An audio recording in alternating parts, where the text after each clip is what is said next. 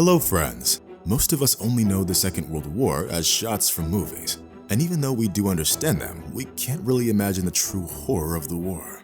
Millions of people had to abandon everything they had acquired over the years and were forced to flee to safety, losing friends and relatives. And millions never managed to do it. And even now, many years later, the consequences of that war are still present. Thus, our story today will be about one small episode that happened during the war and that could have remained unknown if the residents of one small French village didn't get some shocking news one day. But first things first. Not so long ago, the world media covered the news of a certain man named Erich Schwamm. He was an Austrian Jew who passed away on December 25th, 2020. His wife, Colette, died back in 2019, and since the family had no children, Erich decided to leave his entire fortune to the French village of Le Chambon-sur-Lignon, and that was $2.5 million. When the lawyers read the man's will, they were shocked because it seemed that there was no connection between this elderly Austrian man and the small village in France. However, having learned his story, they realized that the entire world had to know it too. Le Chambon-sur-Lignon is a small village in the southeast of France with a current population of only 2.5 thousand people. It was the residents of this village that made it possible for the hero of our story to live his long and happy life. As it turned out, during World War II, the local residents provided shelter for people fleeing from the Nazis, sometimes at the cost of their own lives. According to just the official data, people of the French village Le Chambon-sur-Lignon saved over 2.5 thousand Jews. And it just so happened that in 1943, one of these Jews was a little boy named Erich, whom the locals hid in the school building along with his entire family. When the Nazis arrived in the village, the locals took the boy and his parents, brothers and sisters to the forest. And as he himself recalled, there were several hundred more people there. It was very cold outside as it was winter. People were tired and hungry.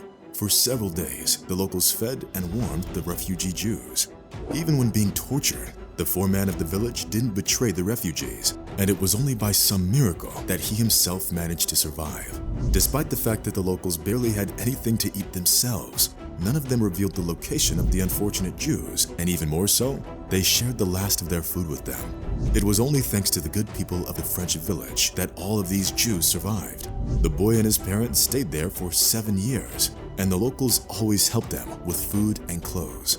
As the hero wrote in his farewell letter, the brave residents of this village were guided by a simple principle: to provide help and shelter to anyone who needed it. The locals always hid refugees in the forests before the arrival of the Nazis, and after their departure, they sang loudly. It was a sign that the area was clear and that it was safe to leave the forest. And that's how Erich survived. After the end of the war, he left the village with his family and went on to study to be a pharmacist in Lyon, where he met his future wife. A little later, he moved closer to his parents in Austria. Erich was a successful young man and devoted a lot of his time to work. During their life, Erich and his wife managed to travel to many countries. They lived a very happy life. The only thing that saddened the couple was that they couldn't have children. But wherever he was, and whatever happened in his life, the man never forgot the people that helped his family survive. It was the memory of the caring French village and its people who risked their own lives to save others that pushed Erich to make such a decision. He decided to donate all his money and assets to the community that saved his family. The will specified that the village administration had to spend this money to finance scholarships, educational projects, and other initiatives. The man believed that even the great-grandchildren of those brave people deserved to live a good life. The residents of the village were very grateful for such an incredible gift. They said that it was a huge amount for them and that it would help them solve many problems. Thus, a little Jewish boy, saved by the village people, managed to thank the descendants of his saviors almost 80 years later. And as you can clearly see from this story, the good always returns, albeit not immediately, but it certainly does. Friends, how do you feel about Erich's decision? And what would you do if you were in his place? Be sure to let us know in the comments.